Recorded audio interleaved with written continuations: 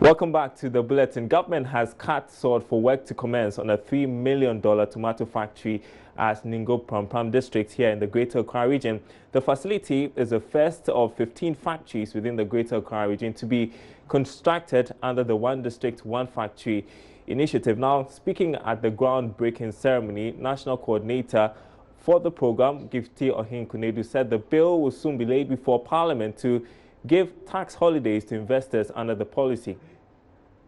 The government industrialization program is said to be facing some challenges with financial support from the various commercial banks in the country. As part of measures to address the funding gap, government has introduced several incentives, including collaboration with the banks for easy access to credit. So far, the Ministry of Trade and Industry has approved 57 factories to be established in the Greater Accra region. Lee Found Company Limited is the first factory to begin construction this year under the industrialization program as a self-financing project.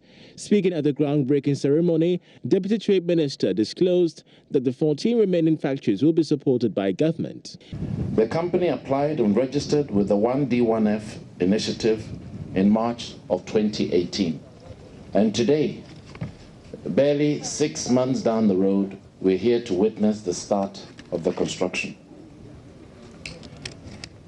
In Greater Accra, which is where we are today, we have approved over 57 businesses that we believe are ready and are talking to banks and financial institutions for investment. Out of those 57, 14 are deemed to be ready to start their business, and we are very proud to say Lee Found Food is one of the 14 today that we engage with. I think they deserve a round of applause. The company will produce tomato paste, spices, and other food ingredients.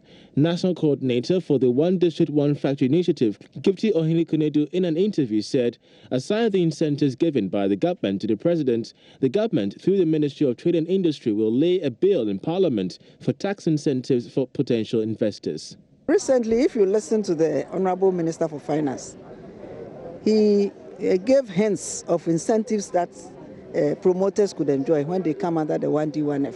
And one of them is the 10% relief. They will take 10% of the interest that will be charged on the loan. The government will take that one. So, and the Honorable Minister, the Trade Minister, he's also developed some incentive package. But that one will have to be endorsed by Parliament. And when it's endorsed, we'll make it public for people to know. So there are incentive packages for those who buy into the 1D1F concept. Any brief about that package? Well, once it's not endorsed, it's very difficult to come out with it. If you talk about it and it doesn't come on, what do you do? So let it come out first. Let it get endorsed, Parliament endorsement, then we will make it public to everybody. It is estimated that the factory, when completed, will produce 300 containers of tomato paste for the local and sub-regional markets.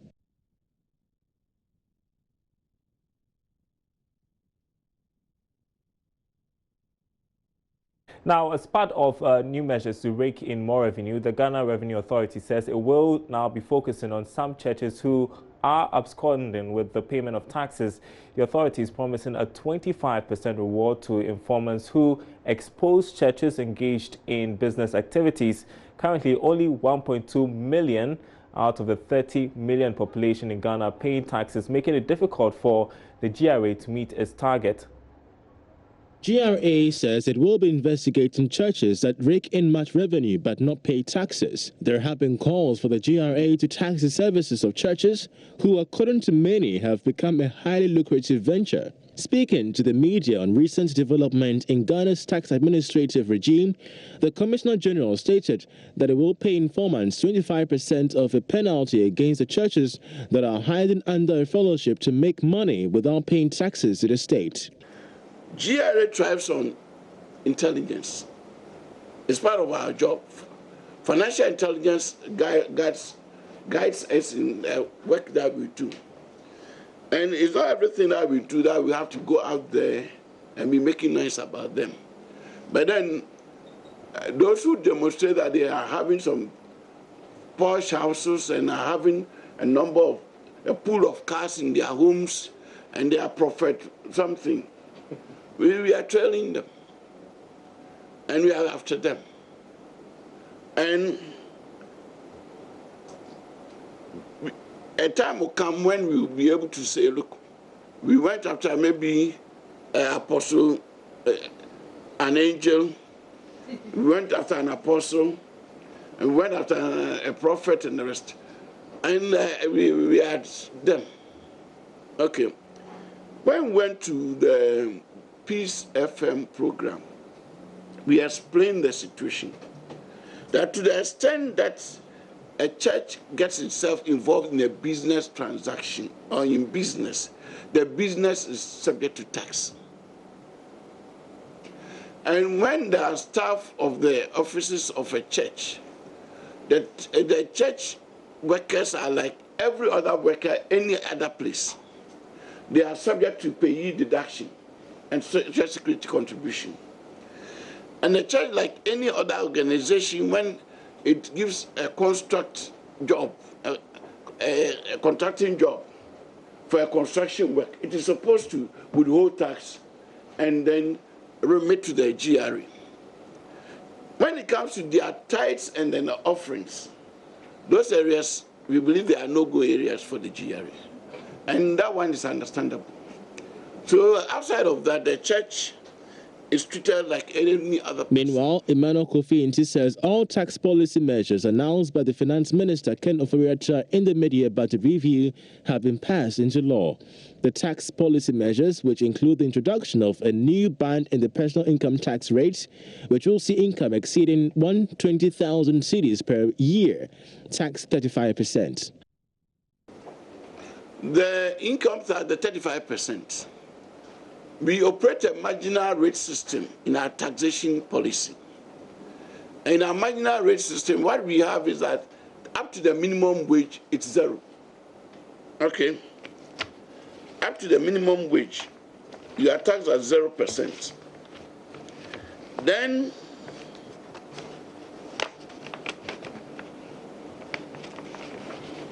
there's a chart. I can. Where's the chart?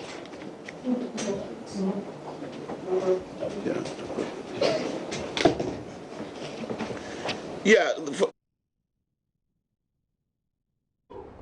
All right, those are today's running stories. Sandy has got the rest of our stories in summary. Yeah, we'll start with the summaries. And an exclusive financial autopsy report into the collapse of Capital Bank has revealed its majority shareholder used 80 million cedis of depositors and public funds for his personal piggy bank.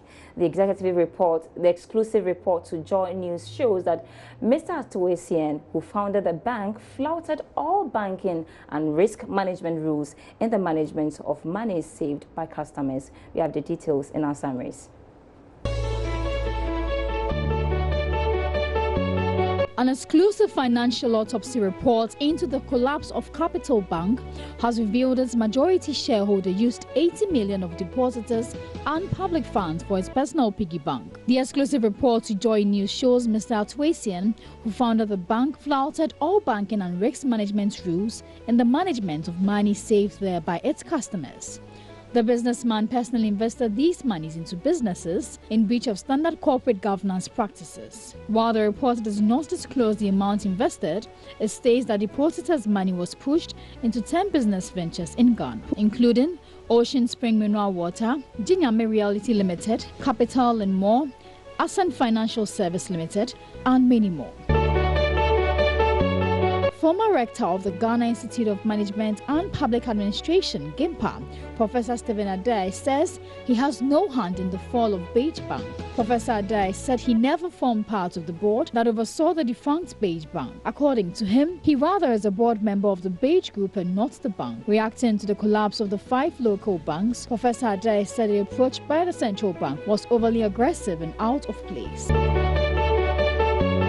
Auditions for the first agro-beauty pageant in Ghana, Miss Agriculture Ghana, is scheduled for Saturday, August 11, 2018 at the Resource Center of the Ministry of Food and Agriculture. Miss Agriculture Ghana is an initiative of the Uniting Women for Agricultural Development Foundation in collaboration with the Women in Agricultural Development under the Ministry of Food and Agriculture. According to organizers, agriculture is the backbone of our country And due to the strong interest of women in most of the agric value chain, it has become important to uphold and present the attractive nature of agric to the youth, especially young women. New York City, Uber's largest U.S. market, could provide a model for other cities eager to rein in ride-sharing firms that have increased congestion even as they revolutionize transportation. The package of bills approved by the New York City Council calls for, among other things, a one-year freeze on new for-hire vehicles licensed as the city explores ways of reducing traffic congestion. It also ensures that ride-share drivers earn at least $17.22 per hour.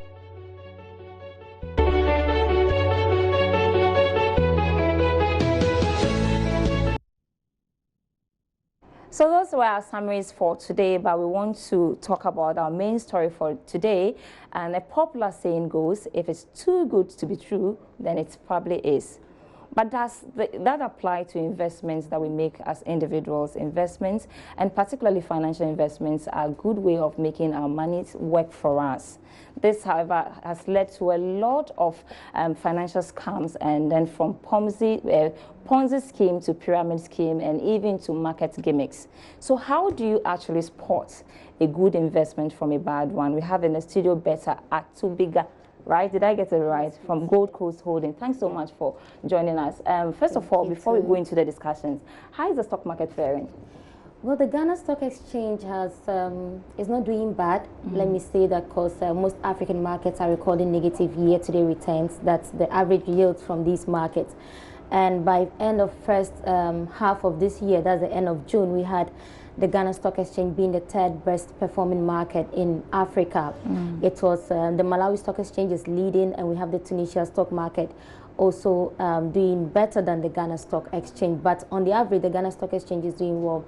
By end of first quarter, it was the best in Africa. But by end of first half, the second quarter of this year, we didn't see much, we didn't see very impressive performance on the stock market. And that I will actually say it's investors' confidence in the financial sector. There have been a lot of reforms in the financial sector, from the banks to the investment or fund management entities that we have in the country. So that's actually affecting the stock market? We can't say it is one of the factors, because when these things happen, we usually expect the panic, but we always want to assure investors that their funds are safe, especially, we'll be talking more about that, where you place your funds should give you that security. So you need to consider all that. But the stock market in general has been doing very well. Just a bit of it, the oil sector, that's the oil and gas sector on the market, that's the oil sector, that's gold in total actually returning positively to investors. That's great to hear. And the average is above 30% as a close of last week. So the stock market is still on course. Very interesting. Now let's talk about investment issues. First of all, help us understand some of the investment options that are available to the public. Okay, before I even go on, investing is actually one of the ways to create wealth for yourself. You can actually start by investing small amounts of money which can actually accumulate to something big in future, and that's what we call the snowball effect.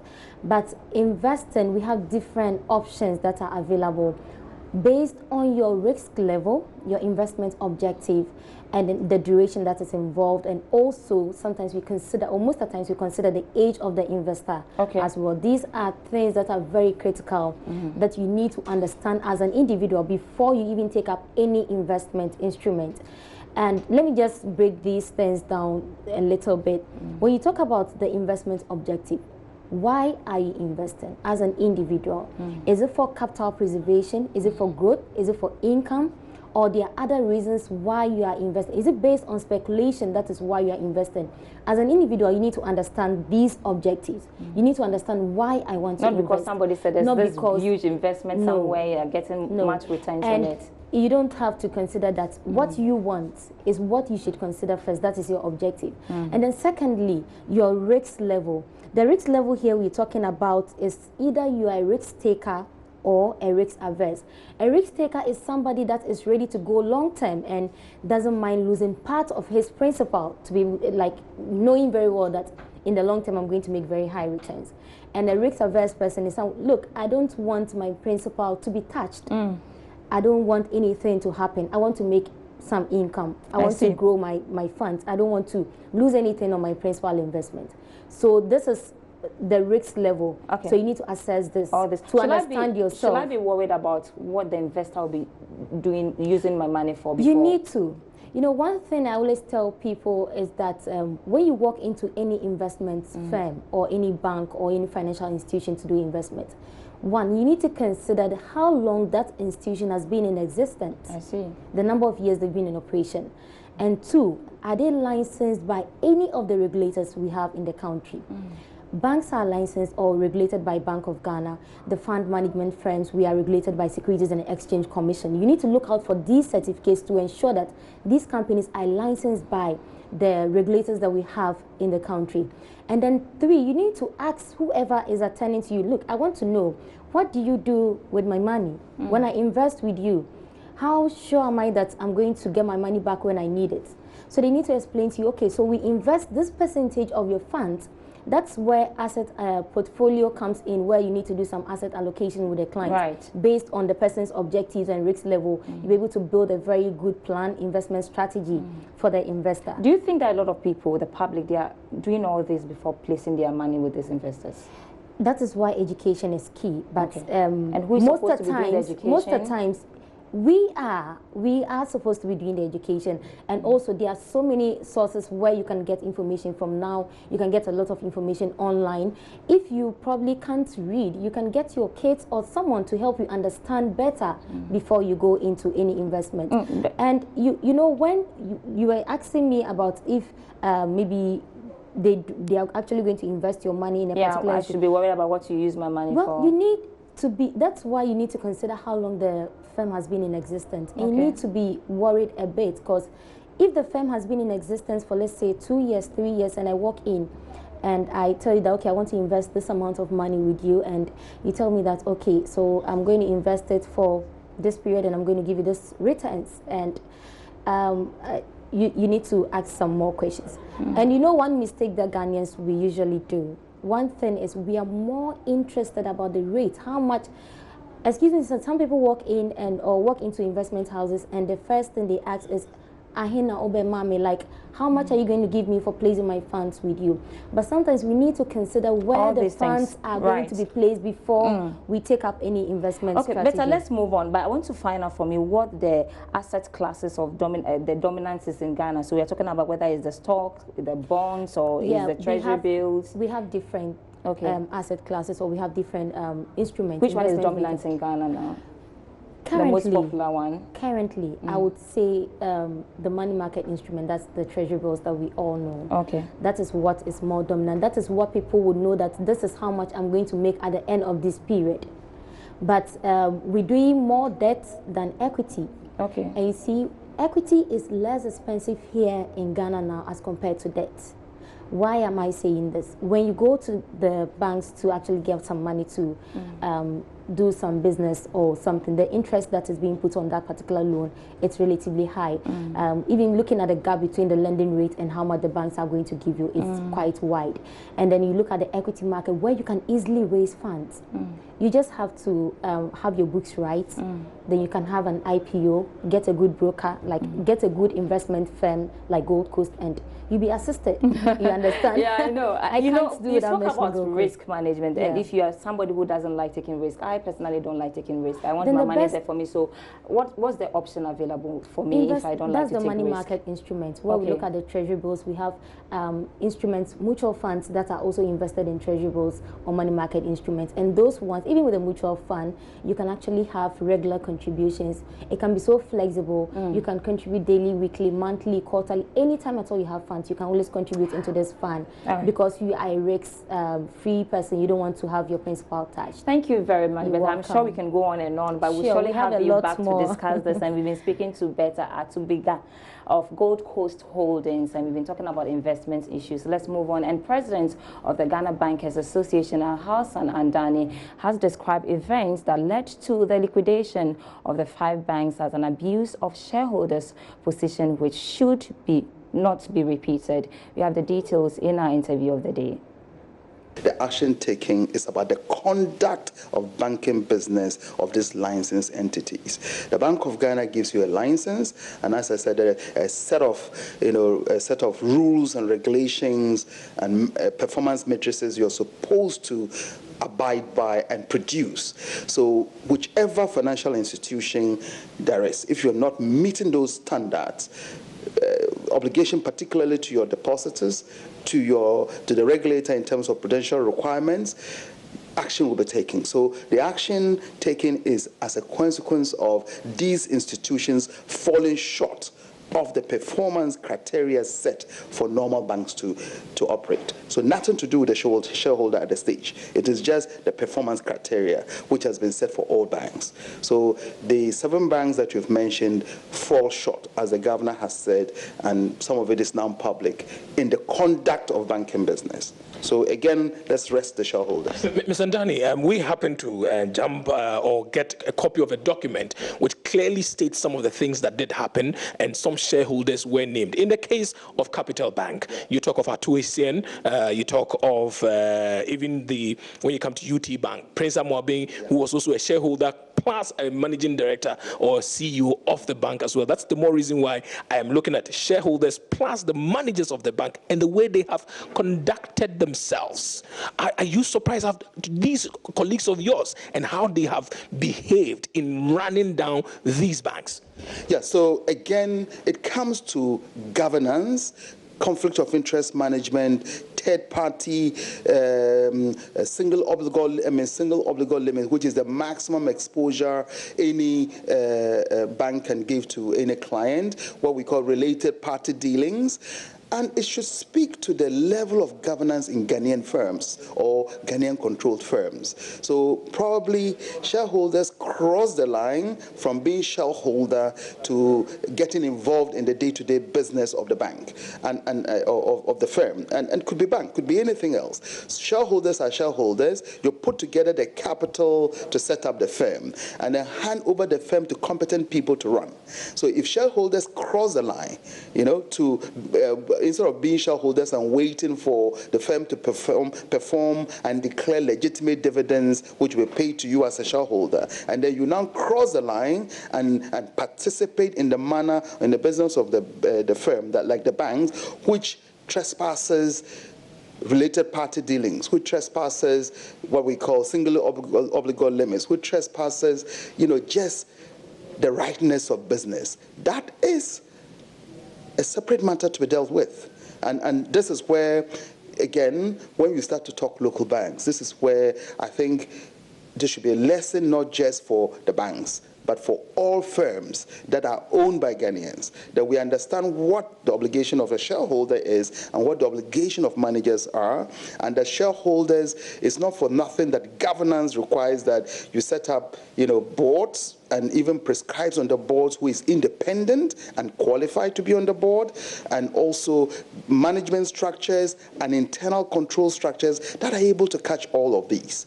So it is an abuse of the way a proper institution should be run.